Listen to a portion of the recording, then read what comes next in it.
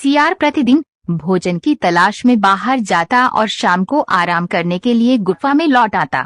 उस शाम सियार अपना भोजन करने के बाद घर की ओर चल पड़ा, लेकिन जैसे जैसे वो करीब आया उसे कुछ गड़बड़ का एहसास हुआ। उसके चारों ओर सब कुछ बहुत शांत। कुछ गड़बड़ है, सियार ने खुद से कहा। सभी पक्षी और कीड़े इतने चुप क्यों हैं? वह बहुत धीरे और सावधानी से अपनी गुफा की ओर चल पड़ा। उसने अपने चारों ओर देखा, किसी भी खतरे के संकेत का पता लगाने के लिए। जैसे ही वह गुफा के मुहाने के करीब पहुंचा, उसकी सभी प्रवृत्तियों ने उसे खतरे के प्रति सचेत कर दिया। सियार ने सोचा, मुझे यह सुनिश्चित करना होगा कि सब कुछ ठीक है। अचानक उसे एक योजना सूझी। चतुर सियार ने गुफा से आवाज लगाई, हेलो मेरी अच्छी गुफा, आज तुम्हें क्या हुआ? तुम इतनी शांत क्यों हो? सियार की आवाज गुफा के अंदर तक गूंज उठी।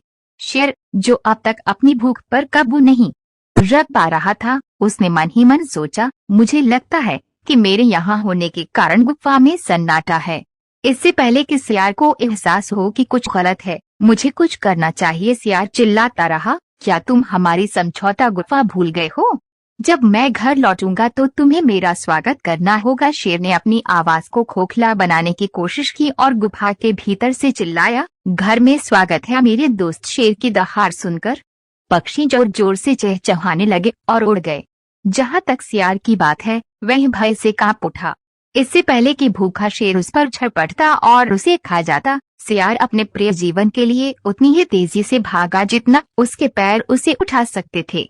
शेर काफी देर तक सियार के गुफा में घुसने का इंतजार करता रहा, लेकिन जब सियार अंदर नहीं आया तो शेर को एहसास हुआ कि उसे मूर्ख बनाया गया है। उसने अपनी मूर्खता के लिए खुद को कोसा, जिसके कारण उसने शिकार